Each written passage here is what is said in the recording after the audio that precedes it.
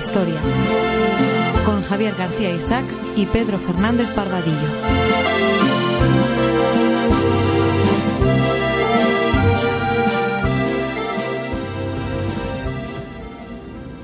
¿Hueles eso?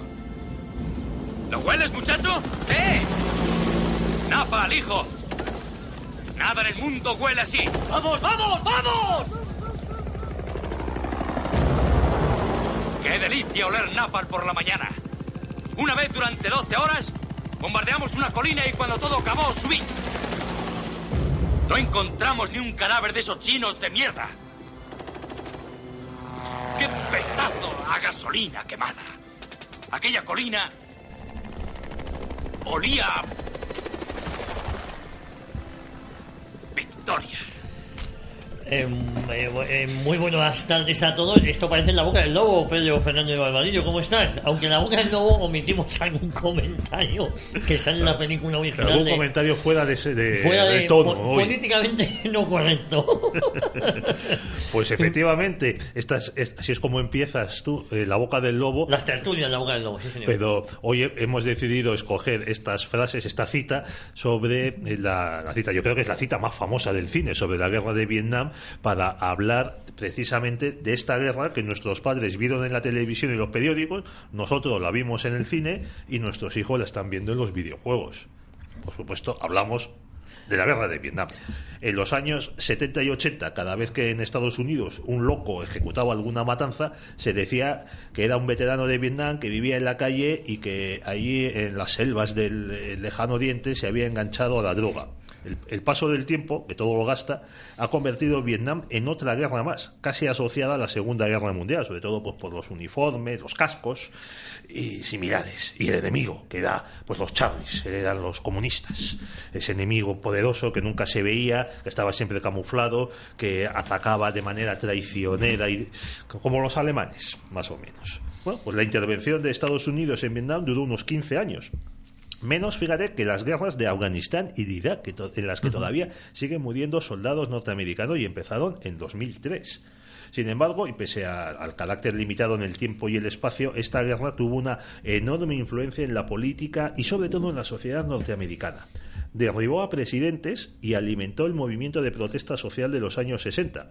Y también en 1975, cuando se produjo esa evacuación vergonzosa de la embajada de Estados Unidos en Saigón mediante helicópteros, sirvió para que muchos anunciasen el fin del imperio de Estados Unidos, el imperio más breve de la historia del mundo, se decían algunos. Bueno, 45 años después de su final, con la victoria de los comunistas de Vietnam del Norte, Estados Unidos sigue siendo la primera potencia mundial y el unificado Vietnam, todavía gobernado por los comunistas, se ha convertido como China en una economía de capitalismo de Estado. ¿Quién lo iba a decir? Bueno, es verdad que Vietnam ya venía con una tradición de guerras anteriormente, ¿no? Mucha. Hubo una intervención franco-española en 1800, que comenzó en 1858, que además usó Filipinas como, digamos, punto de concentración de las tropas franco-españolas para desembarcar luego en Vietnam, más o menos como fue Inglaterra para los anglo-norteamericanos en 1944. Entonces, esta expedición a la Cochinchina, que es como se conoce, que es una guerra muy pequeña de la época del gobierno del general O'Donnell en España, de 1858 a 1862, pues en esta guerra España puso la tecnología, el know-how y toda su potencia, y además porque los franceses no tenían nada en Asia. De esta expedición España no sacó nada. En cambio, Francia empezó a establecer ahí su imperio colonial, la Indochina. Y, oye, visto los resultados de los que vamos a hablar aquí con nuestro invitado, yo creo que fue una buena cosa no haberse metido un poquito más, mejor. O sea, no haber recibido nada de esa Indochina que luego tanta sangre causó a Francia y a Estados Unidos. Bueno, para hablar de este asunto tenemos a un viejo conocido de esta casa, un buen amigo, que es Javier López Tencado. Javier, ¿cómo estás? Hola, Javier, ¿cómo estás? Igualmente. Bueno, vamos a dedicar 2 episodios a hablar de Vietnam. No solo de la guerra de Vietnam, sino hoy empezamos con los antecedentes y el meollo central, quizás en el próximo programa, ya hablando del de guerra de Vietnam y también hablando de cómo está Vietnam en la actualidad. Pero vamos a ir, si os parece, a los orígenes, ¿no? Javier López Trincado, que te hemos tenido aquí pues hablando del tema de Sudáfrica, hablando del nacimiento de esa nación arcoíris, hablando de la descolonización también en África, y hoy toca hablar de Vietnam, Pedro. Así es. Bueno, ya hemos presentado pues, que Vietnam es conquistado por los españoles y colonizado por los franceses. ¿Tú estás de acuerdo en esto? ¿Que son los españoles los que hacen posible la colonización por parte de los franceses? Pues Pedro, yo creo que lo has descrito bien. Era indispensable la intervención de España para esa primera entrada de los franceses en Indochina, porque se necesitaba efectivamente una retaguardia desde la que hacer los desembarcos. La conquista realmente es cosa de dos. Se conquista primero la parte más meridional, lo que es Cochinchina. La famosa Cochinchina es la parte meridional de la península de Indochina, donde está la ciudad de Saigón. Y luego, a lo largo de los 20 años, pero bueno, es cosa del cuerpo expedicionario español y francés. También lo has situado en el contexto histórico muy bien. Efectivamente, es el gobierno largo de O'Donnell, cuando España se involucra en una serie de intervenciones exteriores por razones de prestigio. Es la época de la Guerra de África, es también la época de la vuelta de la República Dominicana a la soberanía española. Es también la época de la intervención en México, que España se retira pero Francia se queda y tienen también su propia intervención militar allí con Maximiliano, etcétera. Pero bueno, luego volviendo a Indochina, lo cierto es que la intervención efectivamente es de España y de Francia, pero es Francia la que se asienta en el territorio, primero en esa parte meridional, en Cochinchina, y luego en los 20 años siguientes, veintitantos años siguientes, también en una serie de guerras que tiene Francia con China, porque China tenía una cierta soberanía sobre Vietnam, más o menos teórica. Francia también se va asentando en las partes más central y septentrional del actual Vietnam, es decir, la parte central que se llama Annam y la parte septentrional, la parte del norte que es Tonkin. ¿De acuerdo? La parte central, Annam, tiene como ciudad principal la antigua capital imperial de Vietnam, Hue, y en la parte más del norte, Tonkin, está la ciudad que actualmente es capital de Vietnam, que es Hanoi. Entonces, realmente Francia termina la conquista de Vietnam en la década de 1880, en torno a los años 1884-1885, siendo jefe de gobierno Jules Ferry, el famoso político jacobino de la Tercera República. Es cuando se proclama también el protectorado francés sobre esa parte norte que es Tonkin. Y se puede considerar más o menos conformada la Indochina francesa en torno al año 1887. Y lo que ahora son los países de Laos y Camboya también formaban parte de la Indochina francesa, ¿no? Exacto. La Indochina francesa es una especie, no sé si la palabra exacta sería una federación de territorios con distintos regímenes. Esto es también bastante propio del colonialismo francés, donde también en África, por ejemplo, pues había federaciones de la África occidental francesa o la África ecuatorial francesa, que eran federaciones de distintos territorios con distintos regímenes. Pero, por ejemplo, si Cochinchina, que fue el primer territorio indochino donde se asientan los franceses, era una colonia, Annam y Tonkin empiezan siendo protectorados, y tanto Laos como Camboya son también monarquías autóctonas que no desaparecen como tales monarquías autóctonas y entonces están sujetas a un régimen de protectorado. Pero sí, todos esos territorios, los tres vietnamitas, repito, Tonkin, Annam y Cochinchina, más las monarquías de Laos y de Camboya, formarían esos 5 territorios la Indochina francesa. Y este país que aportaba a Francia, porque está en el quinto pino, con perdón, respecto a nosotros, en aquella época, hasta que se abre el canal de Suez para atravesar todo el mar y llegar desde Europa hasta Indochina, había que contornear el Cabo de Buena Esperanza. Bueno, hemos dicho lo de las políticas de prestigio del gobierno largo de O'Donnell, pero eso se puede predicar igualmente y de una manera corregida y aumentada del propio gobierno francés de entonces. Estamos hablando de la época de Napoleón III, el Segundo Imperio, y es precisamente esa política de prestigio, de exaltación de la grandeza de Francia, las intervenciones en Italia, la intervención en México que ya he citado, y también la expedición a Cochinchina. Luego también, evidentemente, las materias primas, por ejemplo el caucho, aunque también abunda en otras partes del sudeste asiático. Y luego dices lo del canal de Suez, pero bueno, lo cierto es que el canal de Suez se inauguró pocos años después, en 1869, y durante la mayor parte de la época de dominio francés en Indochina, el canal de Suez estaba abierto. En cualquier caso, es la época de la colonización europea de todos los territorios de los continentes asiático y africano posibles, y Francia también, por una razón de prestigio, tenía que tener una presencia en Asia. Asia, sobre todo, es el continente de colonización británica. O sea, de hecho, el imperio británico es un imperio sobre todo oriental, es sobre todo fundamentalmente asiático, pero Francia también quiere tener una presencia ahí, y la presencia francesa en Extremo Oriente sobre todo va a estar determinada por la Indochina francesa. Muy bien, entonces se establece este imperio, como dices, bajo una forma de protectorado, un gobierno en apariencia suave, pero ya había, como has citado antes, monarquías autóctonas que no eran, vamos a decir, monarquías o regímenes más como tú nos describiste, hablando de Sudáfrica, pues no eran pueblos seminómadas, ni mucho menos. Eran unas civilizaciones de siglos de antigüedad que sabemos de su magnificencia pues por los monumentos y palacios que han dejado detrás de sí. Sí, está claro que lo que pasa es que hay que tener en cuenta que Indochina, como su propio nombre indica, es un territorio que culturalmente, sin ser yo ciertamente experto en antiguas civilizaciones de la región, pero es una especie de territorio de encuentro entre la civilización sínica, podríamos llamarla así, y la indostánica. Tiene parte de influencia del subcontinente indio y también parte de influencia de China.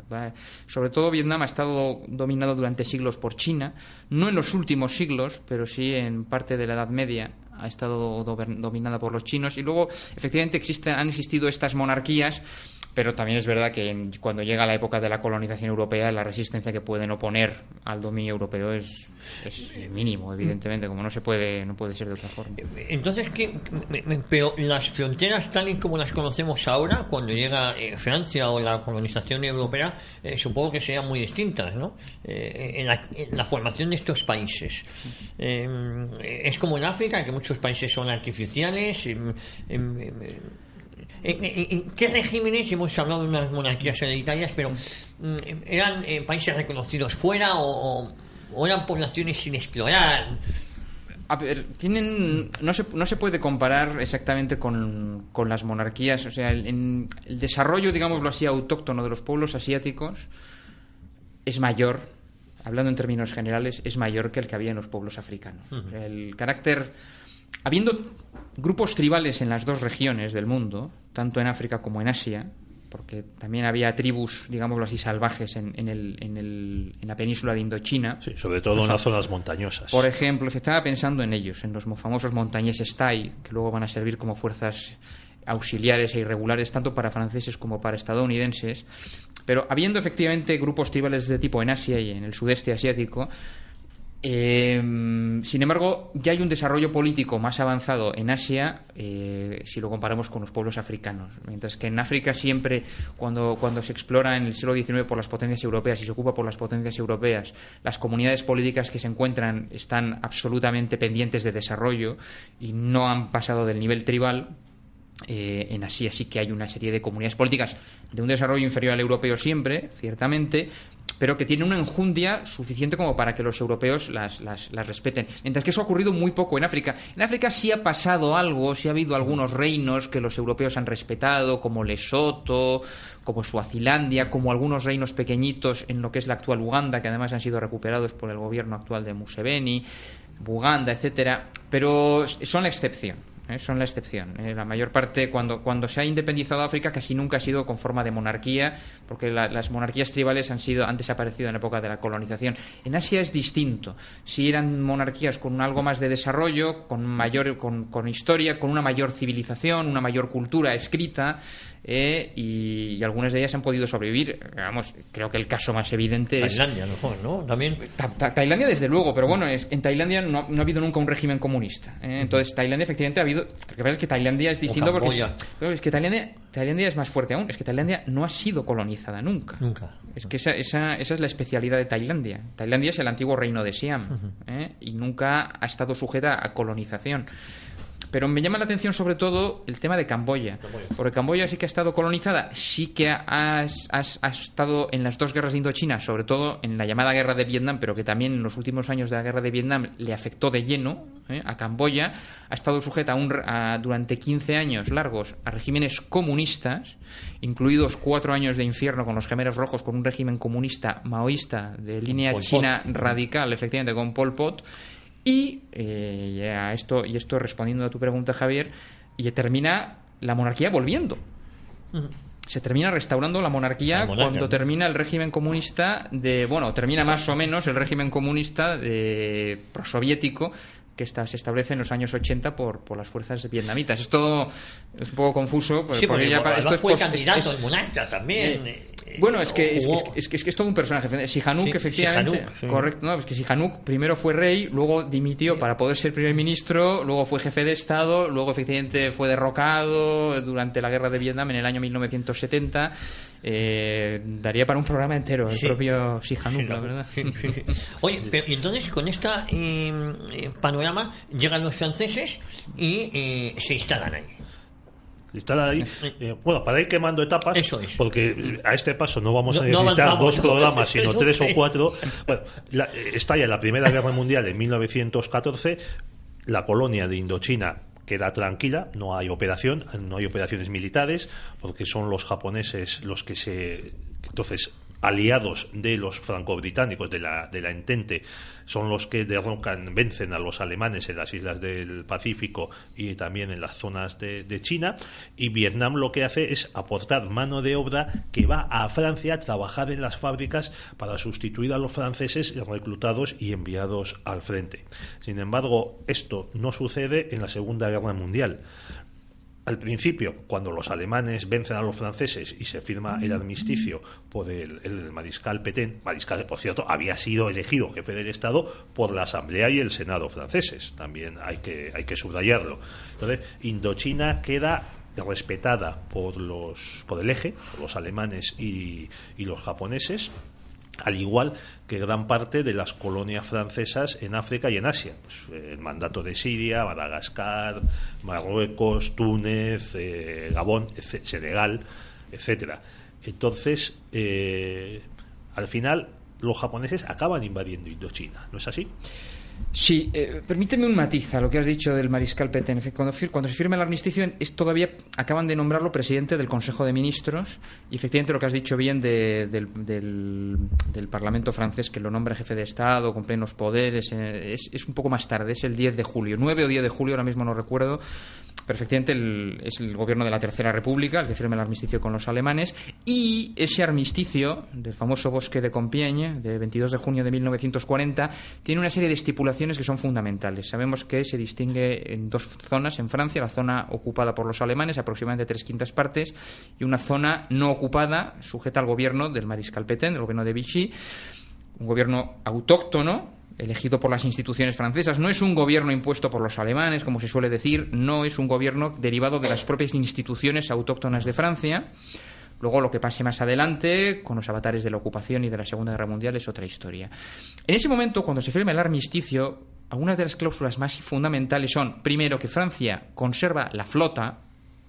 Muy interesante el programa que se hizo aquí con Joaquín Ruiz sobre el libro de la Marina de Vichy.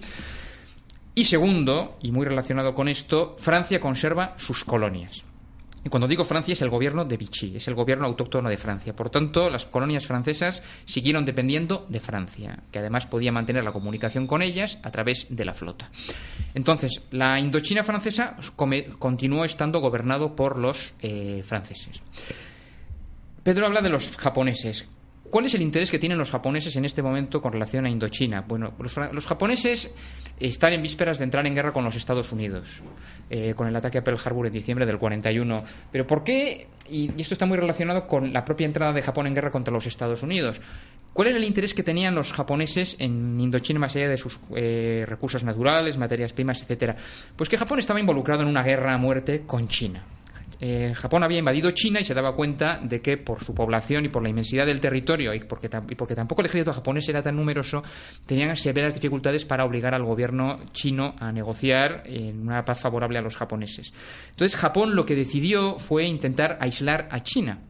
Intentó aislar a China bloqueando todos los accesos para así someterla a un colapso económico y poder obligarla a negociar. Una de las fuentes, una de las vías por las que China recibía suministros del exterior era Birmania. En aquel momento todavía Japón no había entrado en guerra con Gran Bretaña y podía hacer muy poco para frenar los suministros que entraban a China desde la carretera de Birmania. Pero otra de las fuentes, otra de las vías de entrada de suministros a China era el fundamental puerto indochino de Haiphong, que está en Tonkin, en el Golfo de Tonkin, en el mar de la China Meridional. Entonces, Japón presionó a las autoridades francesas que gobernaban Indochina para que interrumpieran los suministros a China, y más adelante aumentó el interés de Japón por la zona, y en 1941 ocuparon varias bases con el consentimiento de las autoridades francesas, llegaron a un acuerdo con ellas, de tal forma que los franceses continuarían gobernando la colonia de Indochina, pero permitiendo presencia militar japonesa. En aquel momento, precisamente, y esto como para que se vea la importancia del asunto, cuando en 1941 Japón entra en guerra con Estados Unidos y con Gran Bretaña, ocupa todo el sudeste asiático, la presencia europea en esa zona llega a su fin porque son eliminados los neerlandeses de Indonesia, los británicos de Malasia, de Singapur, de Birmania, y sin embargo Indochina va a seguir gobernada por los europeos, por los franceses, Tiene tal importancia esta especie de arreglo entre japoneses y franceses para que Japón pueda utilizar Indochina como base, pero Francia siga gobernando la colonia, que es uno de los detonantes fundamentales de esa tensión entre Estados Unidos y Japón que termina llevando a la guerra entre ellos en diciembre de 1941. Y es que, por ejemplo, la congelación de todos los activos japoneses en Estados Unidos en julio de 1941 tuvo como detonante inmediato este acuerdo entre japoneses y franceses de que los japoneses podrían utilizar bases en Indochina. Muy bien, entonces nos describes que los japoneses respetan Indochina, porque Francia, no es aliada, pero tampoco es enemiga. Sí, se podría decir así, queda neutralizada con el armisticio con los alemanes. Sí. Eso es. Pero hay un factor importante, yo creo, que es si me permitís, la fundación del Partido Comunista de Indochina, ¿no? Que eso, digo, pues la importancia que tendrá luego en un futuro en la guerra de Vietnam. En la guerra de Vietnam en los años 60, o en ese nacionalismo vietnamita o indochino en el momento, ¿no? Porque ahora mismo no estamos hablando de Vietnam, sino estamos hablando de Indochina, porque no sé si es exactamente la misma frontera Vietnam que Indochina. No, yo entiendo que Indochina ocupaba... Indochina es un concepto más amplio, o sea, Vietnam es la parte, Indochina es el todo. Eso. O sea, llamamos Indochina, desde el punto de vista geográfico, es esta península que está en el sudeste asiático, donde están estos países de los que estamos hablando, y luego el concepto político Indochina francesa engloba el actual Vietnam, ¿de acuerdo?, y luego Laos y Camboya. Entonces, Birmania nunca. No, Birmania no forma. Birmania está cerca de la península de Indochina, está cerca, se forma parte de la misma región, digámoslo así, pero Birmania fue colonia británica. Birmania nunca formó parte de la Indochina francesa. Birmania era colonia británica, era una colonia distinta, y durante alrededor de 50 años formó parte del Imperio Británico de las Indias también. Luego, creo que fue entre 1886 y 1937, Birmania formó parte del Imperio de las Indias, y en 1937 Birmania pasó a ser una colonia separada dentro del Imperio Británico. Pero dependía del virrey de la India. Hasta 1937. Vale. Bueno, entonces hay un momento en el que Japón, que tiene una capacidad para hacer amigos y aliados extranjeros superior a la de Alemania, estoy siendo irónico, y demás, decide invadir parecida. ¿Perdonas? No, entonces Japón invade Indochina. Hay un momento en el que Japón se olvida de los franceses, colaboradores de Tokio, y decide apoderarse de Indochina, sustituir a los franceses en el gobierno de Indochina. A ver, el gobierno de Indochina lo tenía el gobernador de la Indochina francesa era un almirante, cosa habitual en el régimen de Vichy, que llamaban la marea azul.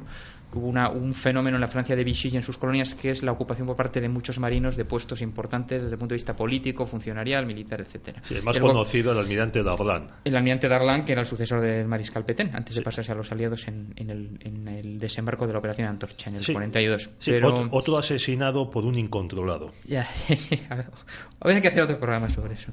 Pero bueno, el gobernador de la Indochina francesa era el almirante Jean Decoux, que colaborador de Tokio simplemente era un hombre pragmático. Se dio cuenta de que o se sometía a las exigencias japonesas mientras fueran mínimamente admisibles, o el destino era la ocupación militar salvaje que hubieran impuesto los japoneses y con las correspondientes consecuencias en los habitantes europeos que había también en Indochina francesa.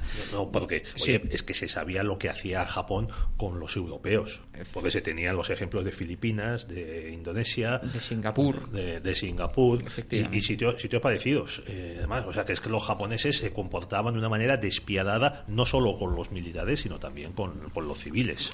Tenían que ellos, el objetivo de Japón en la guerra era sustituir a los imperios europeos en Asia, y entonces querían, ante los ojos de los civiles asiáticos, querían demostrar que el hombre europeo no era invencible y que los japoneses los podían someter. Entonces, en parte, ahí está el tratamiento que daban las poblaciones europeas. Lo cierto es que eso en Indochina se consigue evitar gracias a que las autoridades coloniales llegan a este arreglo con los japoneses y lo que cambia todo es que en 1944 Francia, la ocupación alemana de Francia termina, el gobierno de Vichy, que ya estaba muy devaluado desde los desembarcos de África del Norte, que finalmente queda sin ningún tipo de base, y las autoridades coloniales de Indochina entran en contacto con las nuevas autoridades francesas, básicamente dirigidas por el general de Gaulle. Entonces los japoneses empiezan a sospechar de que estas autoridades francesas coloniales con las que han llegado a este arreglo en el año 1940-41 pueden convertirse de alguna forma en una cabeza de puente de los aliados en lo que es su imperio asiático. Entonces la consecuencia es que el 9 de marzo de 1945 los japoneses, dado que tienen fuerzas asentadas en Indochina, dan una especie de golpe de fuerza y derrocan el gobierno francés. Es decir, cuando está a punto de terminar la Segunda Guerra Mundial, los japoneses deciden hacerse con el control total de Indochina. Y durante los meses finales de la Segunda Guerra Mundial va a haber un gobierno directo de los japoneses en China. Sí, hasta agosto del 45, que es cuando se rinde Japón. Exacto, se rinde Japón. Y precisamente, y aquí entramos en lo que ha introducido Javier hace unos minutos, el Partido Comunista de Indochina. Aquí realmente es cuando ya empieza el fenómeno que va a ser el conflicto de Indochina, que va a durar desde este año 1945, el conflicto de Indochina como tal, hasta el final de la guerra de Vietnam en 1975.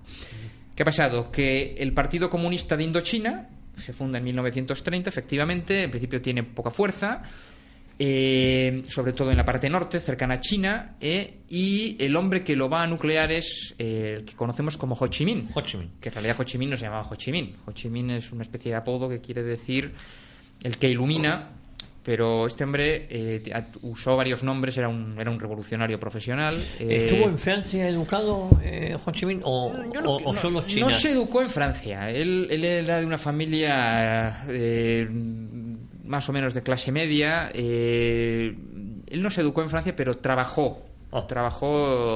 estuvo trabajando en barcos. Luego él intentó intervenir en la conferencia de Versalles después de la Primera Guerra Mundial, y finalmente él era un nacionalista más o menos inclinado hacia la izquierda, y finalmente se decanta, como tantos otros nacionalistas de pueblos asiáticos y africanos, por el comunismo, al que ven como la fuerza que puede liberar a sus países del dominio europeo. Lo cierto es que es uno de los fundadores del Partido Comunista de Indochina, el partido que luego se irá dividiendo en las décadas posteriores en un Partido Comunista de Vietnam, etcétera, de Laos, y organiza en el año 1941, en un principio sobre todo, más que contra los japoneses, contra los franceses, el Viet Minh, que es la Liga de la Independencia de Vietnam, el Viet Minh, que va a tener el protagonismo de la lucha anticolonial en los años 40 y 50. El Viet Minh se puede decir que es un equivalente, responde a la táctica del antiimperialismo, y si se me permite, podría ser un equivalente asiático a lo que en Europa es el antifascismo. Es decir, la organización de un frente nucleado por los comunistas, con una serie de compañeros de viaje decorativos que blanquean la presencia y el dominio comunista del grupo, con la coartada en Asia o en África del antiimperialismo, y en Europa pues es el antifascismo. Son coartadas, se montan estos entramados. Era el elemento nuclear. Por supuesto, el elemento nuclear era el Partido Comunista, pero tenía la coartada del nacionalismo contrario al imperialismo europeo. Entonces, con esa comodidad que te da el tener una imagen más aceptable para la opinión pública exterior, una base más amplia, inician esa lucha por la independencia de Vietnam, pero es una lucha por la independencia de Vietnam soñando con la construcción de un Estado comunista. Nunca No- aportan las libertades occidentales ni nada de esto. Lo que pasa es que la plataforma oficial es la independencia, es la libertad, y entonces sí consiguen compañeros de viaje que son más o menos conscientes de ese control comunista y de que el Estado por el que van a luchar, el Estado independiente por el que van a luchar, va a ser un Estado comunista. Algunos lo saben, otros no. Los que no lo saben son llamados, pero incluso por los propios comunistas, los tontos útiles. Esta es la historia del También antifascismo en llamados Europa. compañeros de viaje. Claro, compañeros de viaje en todo caso, pero a veces directamente tontos útiles porque no son conscientes. Otros sí lo son, otros sí lo son, pero vamos, eso en Europa no suena tan bien. Bueno, lo mismo que en Vietnam pasó en Indonesia, que los comunistas toman el poder dirigidos por Sukarno, y luego en el año 65 hay un golpe de estado del general Suharto, conocido por Estados Unidos, donde se derroca al régimen comunista, se produce una matanza brutal y se establece un régimen, este sí, nacionalista y pro-occidental. Sí, lo que pasa es que, a ver, yo no llamaría propiamente a Sukarno comunista. O sea, Sukarno mandaba él, el jefe del gobierno era el jefe del régimen, era él, Sukarno. Sukarno no era él propiamente comunista, lo que pasa es que su régimen era filocomunista. Era uno de los fundadores y dirigentes del famoso movimiento de los no alineados, el movimiento neutralista, pero todos sabemos que el movimiento neutralista de los no alineados estaba muy escorado a favor del bloque soviético, y concretamente Sukarno lo estaba. El Partido Comunista dentro del régimen era uno de los pilares, pero no era propiamente el régimen oficialmente comunista. Sí tenía su apoyo. De hecho, el golpe al que alude Pedro, de octubre de 1965, que además, aquí que nos gusta mucho el cine a todos, es el telón de fondo de la película El año que vivimos peligrosamente, realmente es un golpe comunista contra el régimen para consolidar la influencia y terminar de culminar su influencia en el régimen de Sukarno. El golpe sale mal, intentan asesinar a una serie de generales anticomunistas, le sale mal, y de hecho el ejército reacciona con esa matanza de comunistas de la que ha hablado Pedro, y con un derrocamiento del propio Sukarno, que había tenido una postura muy favorable al comunismo. Tenía también el aura de ser el luchador por la independencia de Indonesia, y una serie de etapas a lo largo de la segunda mitad de la década de los 60, cada vez se le va quitando más poder a Sukarno hasta dejarle prácticamente en una figura decorativa, y finalmente también incluso una presidencia meramente honorífica que le es arrebatada. Entonces muere Sukarno privado en el año 1970 de cualquier tipo de prerrogativa, y es sustituido efectivamente. Es una de las grandes victorias del bloque anticomunista en la Guerra Fría. Indonesia pasa de ser un país no comunista, pero sí, filocomunista, a convertirse en un régimen autoritario rotundamente anticomunista y proestadounidense. Que ha llegado hasta hace relativamente poco. Bueno, yo me acuerdo a Suharto. Suharto ¿no? Termina su régimen en 1998, pero no ha sido sustituido por regímenes comunistas. O sea, No, efectivamente, Indonesia cambió, se puede decir que en la Guerra Fría pasó a ser un país favorable al bloque occidental. Bueno, ¿y cómo los comunistas vietnamitas se hacen con el poder o se enfrentan a los japoneses? Supongo que recibirían armas de los aliados, apoyo de los chinos, que en ese momento en China no gobernaba Mao, gobernaba la China no ocupada por los japoneses y no controlada por Mao, que eran muy pocos territorios, gobernaba el Chiang Kai-shek. Aparte que el núcleo de poder de Mao... Chiang Kai-shek era el cuñado, si no me equivoco, del que había desterrado al último emperador. Con cuñado. Estaba casado. Sí, las dos hermanas eran Exacto. marido cada uno de una de ellas. Sun Yat-sen, considerado fundador de la República China. Que sigue siendo venerado en el régimen comunista. En las dos Chinas es venerado. Sí, porque era un revolucionario liberal, pero bueno, los comunistas lo venían como un revolucionario precursor de su propia revolución comunista. Sí, estaban casados con las famosas hermanas Song. Las hermanas Song. Yo estaba en su casa, las hermanas Song, en Shanghái, que ahora es una discoteca, por cierto. No comen. De la mujer de Chiang Kai-shek. Sí, de hecho, la viuda de Sun Yat-sen apoyó al régimen comunista, mientras que la otra hermana, la pequeña, la que estaba casada con Chiang Kai-shek, era Son Mai-ling, y era la famosa primera dama luego del régimen del Kuomintang en Taiwán, efectivamente. Entonces, sí, estaban casados con las hermanas, son los dos. Entonces, a lo que voy, que en todo caso, el núcleo de poder de Mao durante la Segunda Guerra Mundial estaba en Shanxi, en torno a Yunnan, y de hecho creo que era una antigua iglesia católica donde tenía la sede del gobierno, y está en el centro de China, pero en la parte norte, o sea, relativamente cerca de Mongolia, por tanto muy lejos de la Indochina francesa y desde donde pudieran ayudar en ese momento a los comunistas vietnamitas. Se ha hablado mucho, retomando lo que dice Pedro, se ha hablado mucho de la ayuda durante la Segunda Guerra Mundial con armas de la OSS, el antecedente de la CIA, al movimiento comunista de Ho Chi Minh en la lucha contra los japoneses. Sí, se ha hablado porque es curioso, ¿no? Los estadounidenses que luego lucharían contra los comunistas vietnamitas durante la Segunda Guerra Mundial les ayudaron, hay fotografías de ellos juntos en la selva, pero yo creo que eso es más bien anecdótico. Realmente el movimiento de resistencia pues tampoco fue... No tuvo una importancia decisiva en la derrota de Japón en absoluto. Cuando termina la Segunda Guerra Mundial, cuando Japón se rinde, y se rinde porque le tiran 2 bombas atómicas y porque ha sido desalojado de sus posiciones en el perímetro defensivo del Pacífico, esta es la realidad, todas las posiciones que ocupaba Japón en el sudeste asiático reciben la orden de rendirse. La cuestión es ¿a quién se rinde? Entonces los japoneses intentan favorecer, como uno de sus objetivos había sido acabar con los imperios europeos en Asia, por ejemplo en Indonesia, ellos se entregaron el poder a los nacionalistas de Sukarno. De hecho, por eso Sukarno se hace con el poder al final de la Segunda Guerra Mundial, porque los japoneses le entregan el poder a él. Y en Indochina lo que hacen es entregarle el poder al emperador annamita, al emperador de Annam, de esa zona central de Vietnam, que había estado como figura decorativa también durante el gobierno francés, y entonces los japoneses en ese momento lo que deciden es entregar el poder.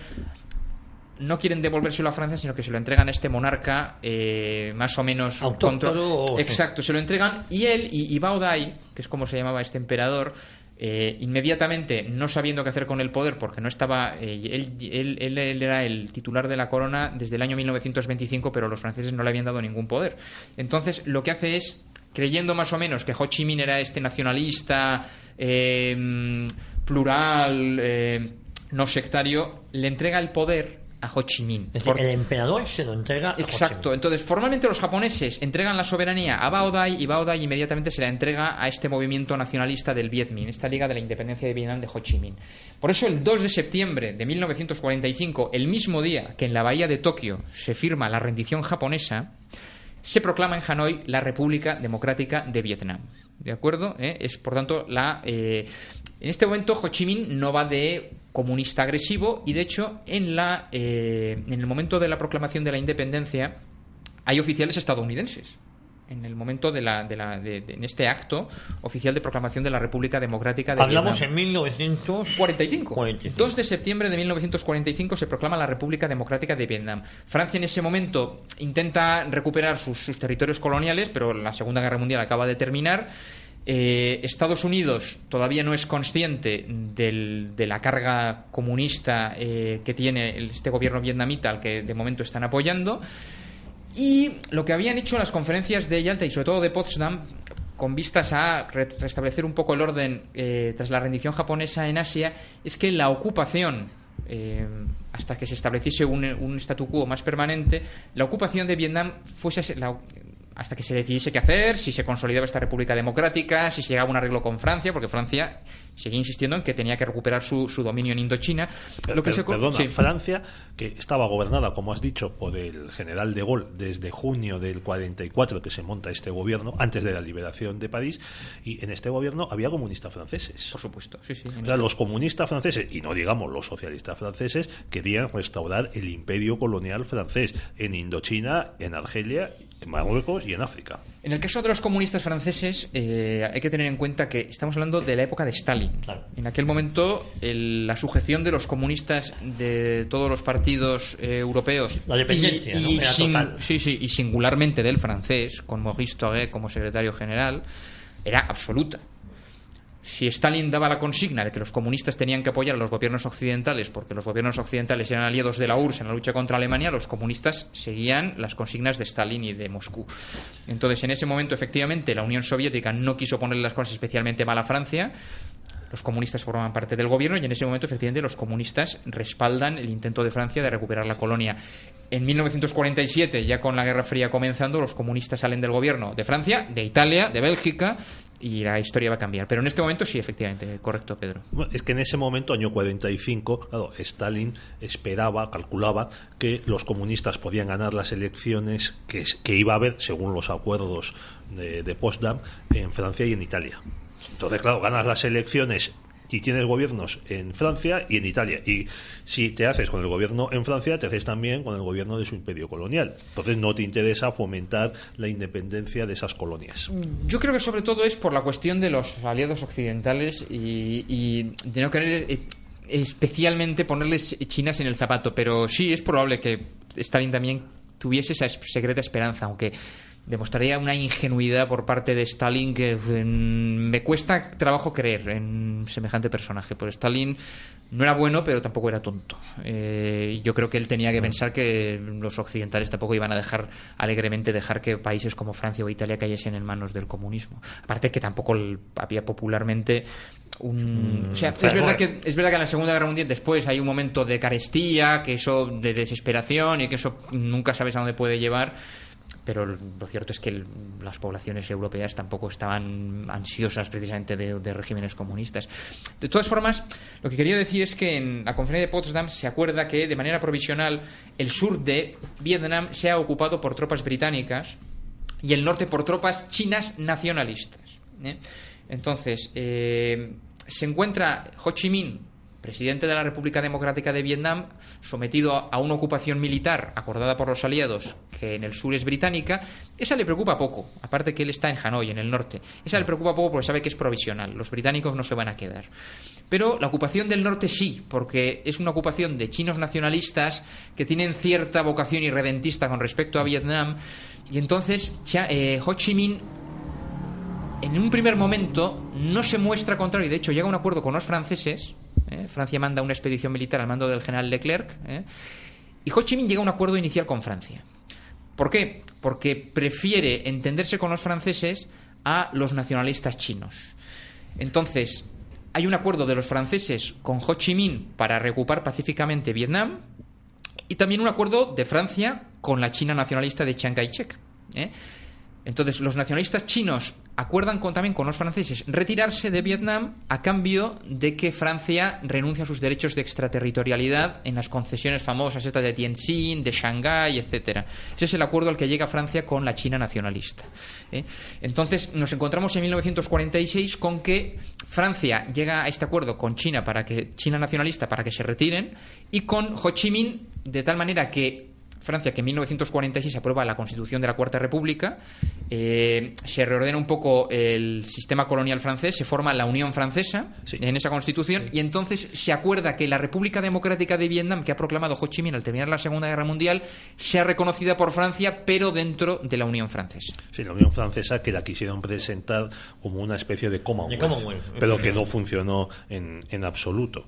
Porque también estaba pues ahí Argelia, que en Argelia, justo el día de la rendición de los alemanes, hubo una pequeña sublevación en algunas zonas del país de población argelina contra la colonia francesa, ocupación que fue reprimida de una manera feroz, o sea, con bombardeos incluso por parte de buques de la escuadra.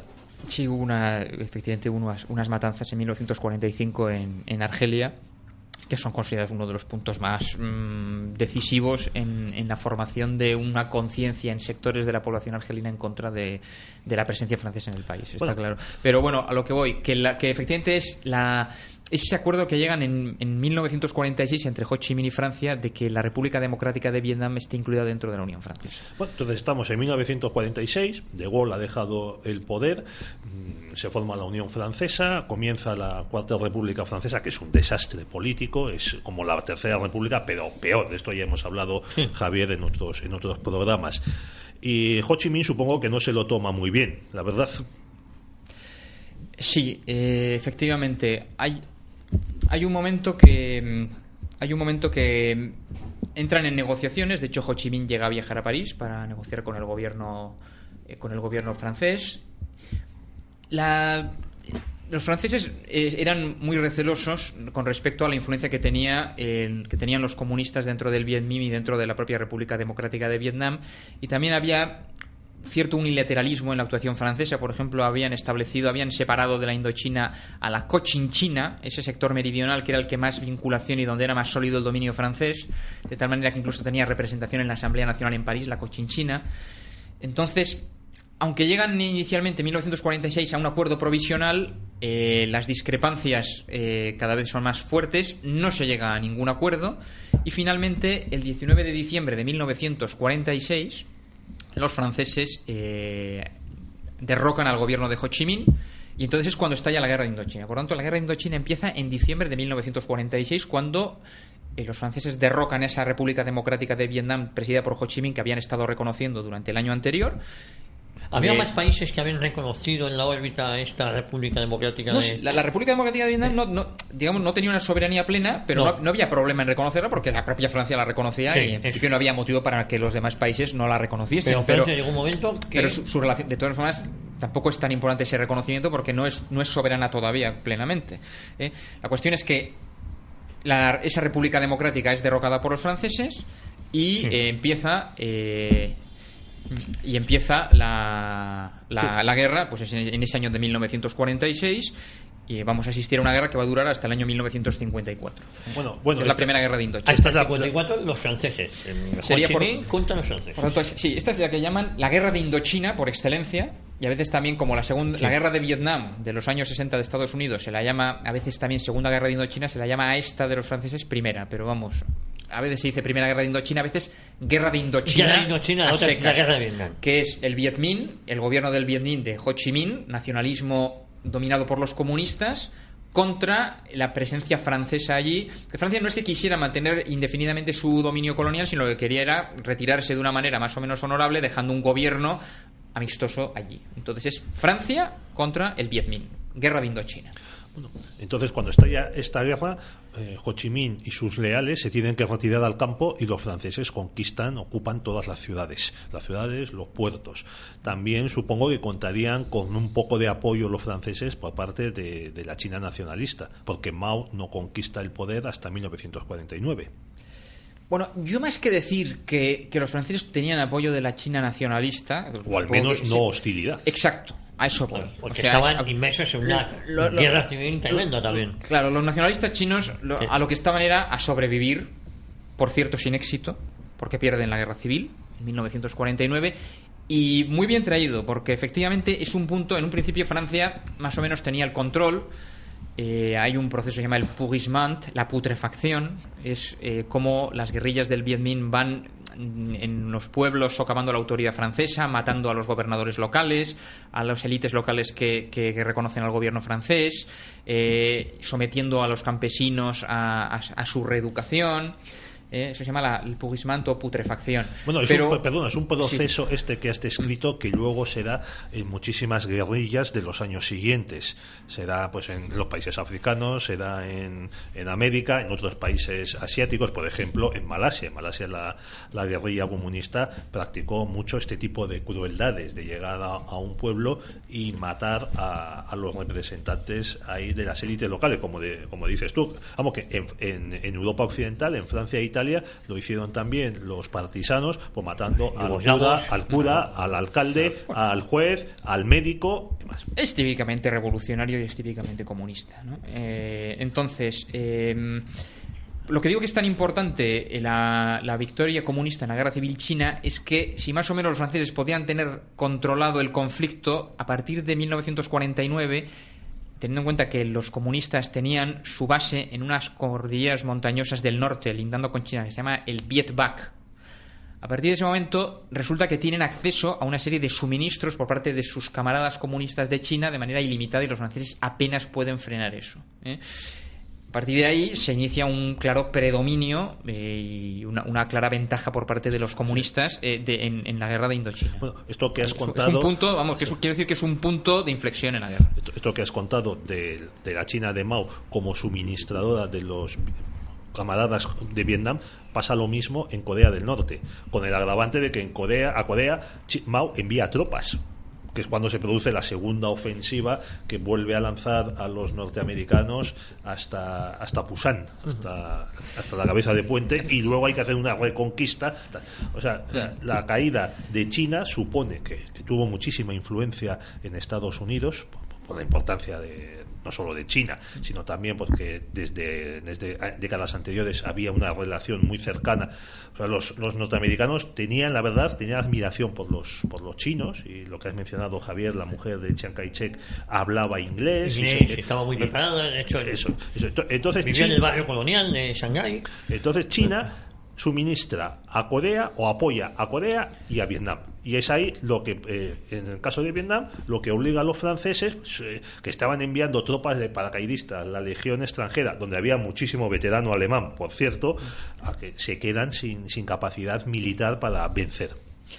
Efectivamente, como digo, es el punto de inflexión, la victoria comunista en China. Lo que pasa es que todavía Francia, en los primeros años 50, va a tener momentos de auge en la guerra de Indochina. Concretamente, el mando del general Jean Delattre de Tassigny, en el año 1951, que en el primer semestre de ese año, en 3 batallas en torno al delta del Río Rojo, va a derrotar a las fuerzas del Viet Minh. El Viet Minh militarmente lo dirigía el general Vo Nguyen Giap, que estaba inspirado en las ideas de Mao Zedong sobre la guerra revolucionaria. Consideraba que en un primer momento había que educar al pueblo, luego había que hacer una guerra de guerrillas y finalmente estaba la fase final de ofensiva total, ya lucha en campo abierto contra un enemigo debilitado. Él creyó en 1951 que los franceses estaban en esa fase ya de decadencia total y por eso lanza en torno a Hanoi y al delta del Río Rojo una serie de ofensivas que todas son aplastadas por los franceses al mando del general Delattre. Y lo que pasa es que el general Delattre muere tras la muerte de su hijo, sufre un hundimiento también de su propia capacidad de recuperación y muere en 1952 y no deja los procesos, digámoslo así, de fondo, que son la falta de hombres, de fondos para luchar contra la guerrilla, siguen ahí. Y en 1952-1953 los franceses están en desventaja. Se puede decir que están en desventaja y aquí es cuando surge el plan de Dien Bien Phu. Sí, un plan demencial, por otra parte, porque era situar todas las tropas, las mejores tropas, en una fortaleza y esperar que te ataquen. Además, una fortaleza en territorio ocupado por el enemigo. A ver, es un plan demencial porque o no estaban bien informados, o no procesaron bien la información, o no calcularon bien el alcance de lo que estaban haciendo. La idea es que ellos superaban abrumadoramente en potencia de fuego a las guerrillas. Entonces, la idea, si esta premisa hubiese sido correcta, la idea no era tan mala. La idea es que yo organizo una base abastecida por aire, en un claro de la jungla, que es Dien Bien Phu, y unas guerrillas que supuestamente están poco armadas, que tienen poca movilidad, me atacan y yo las aplasto con mi muy superior potencia de fuego. Teóricamente no es una idea tan mala. El problema es que esta premisa era falsa.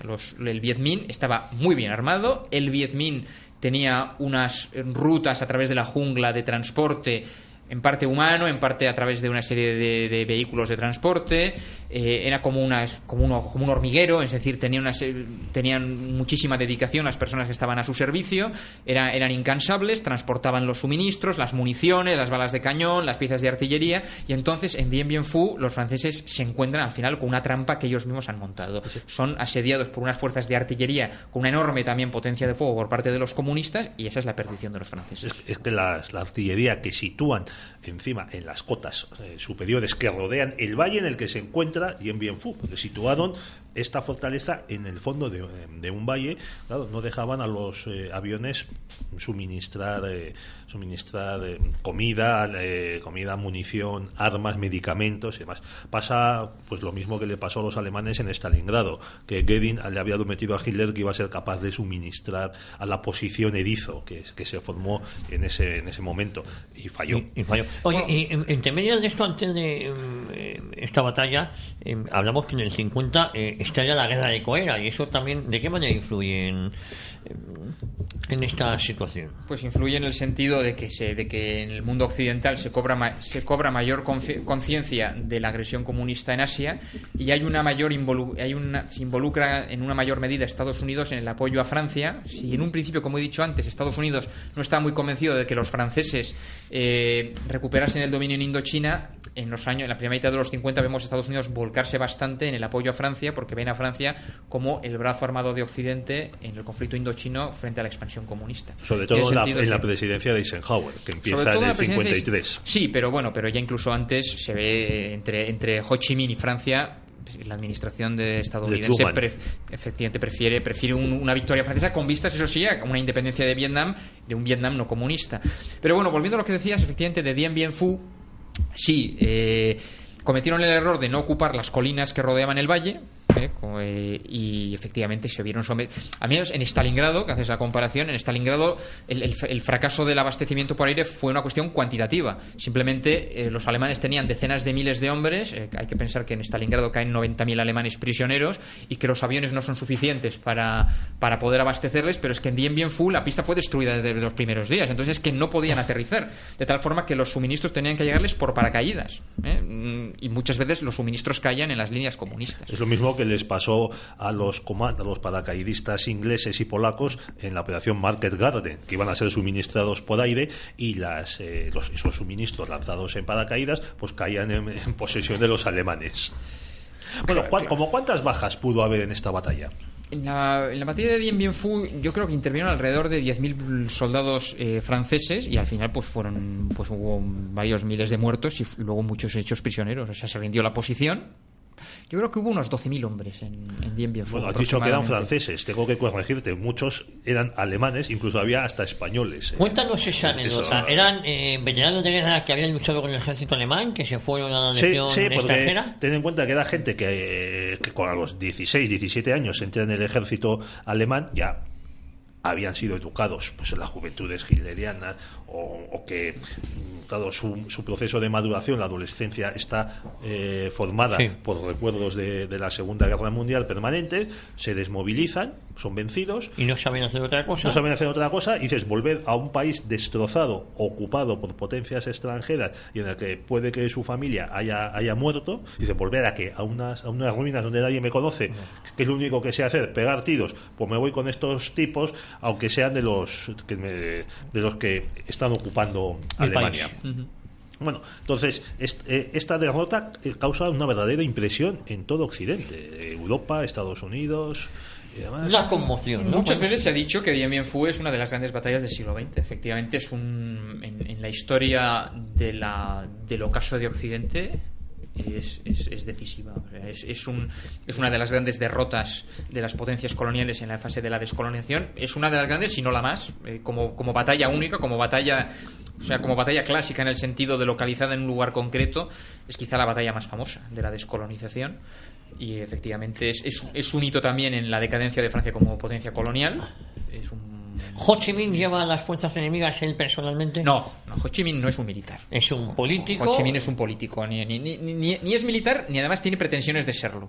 No vamos a ver imágenes de Ho Chi Minh con uniforme. Ho Chi Minh, su carisma además, él calculaba muy bien su imagen. Su carisma era dar la imagen de hombre popular, de hombre del pueblo, vestido de una manera muy sencilla. Es la antítesis, por ejemplo, de un Mao Zedong, que tampoco es que fuera. No, pero no, estoy pensando en algún así dictador africano de esto, cargado de medallas. No tiene nada que ver. Idi Amin, efectivamente, es otra imagen. Aunque bueno, pero Idi Amin sí había sido un soldado de las fuerzas coloniales. Sargento, además, ¿no? Efectivamente, pero no. O sea, Ho Chi Minh no tenía pretensiones de héroe militar. Eso quedaba para el que he citado antes, para Bo Nguyen Giap, que su prestigio lo consigue en esta batalla de Dien Bien Phu, y luego va a tener intervenciones también en la guerra de Vietnam. Sí, o el mismo Stalin, que también se hacía vestir de general, hasta toma el título de generalísimo, como Franco. Claro, sí, efectivamente, Stalin lo vemos muchas veces con uniforme militar, la mayor parte de las veces. Ho Chi Minh no. Nos quedan 2 minutos. Este es el final de la presencia francesa en Indochina. ¿Cómo sale Francia de su colonia? Bueno, se celebra una conferencia internacional en Ginebra en el mes de julio de 1954, con intervención muy reticente, la preside Gran Bretaña, con intervención de la propia Francia, intervención de la China comunista y de Estados Unidos. Estados Unidos, hay que recordar que no reconocía a China en esta época, a la China comunista. Y bueno, Estados Unidos no quiere firmar los acuerdos finales, pero se acuerda que de manera provisional Vietnam quede dividido en 2 estados. Al norte, gobernado por los comunistas, la República Democrática de Vietnam, al mando de Ho Chi Minh, y al sur un régimen protegido por los países occidentales, que va a ser Vietnam del Sur. Por tanto, aquí está el origen de la guerra de Vietnam. Hay 2 Vietnam, un Vietnam al norte comunista, un Vietnam al sur anticomunista. ¿Y Ho Chi Minh acepta esa...? Claro, los comunistas firman el acuerdo. Dicen que presionado un poco por la Unión Soviética y por China, que consideraban que si no se llegaba a este acuerdo, Estados Unidos a lo mejor iba a intervenir, pero sí aceptan quedarse solo con la mitad de Vietnam. Pues os parece que lo dejemos aquí y continuamos la próxima semana. pues así será. Porque no es que nos parezca, es que lo manda el reloj. Me ha quedado muy bien eso. Volvemos la próxima semana aquí con Pedro Fernández Barbadillo y por supuesto con nuestro amigo Javier López Trincado. Gracias.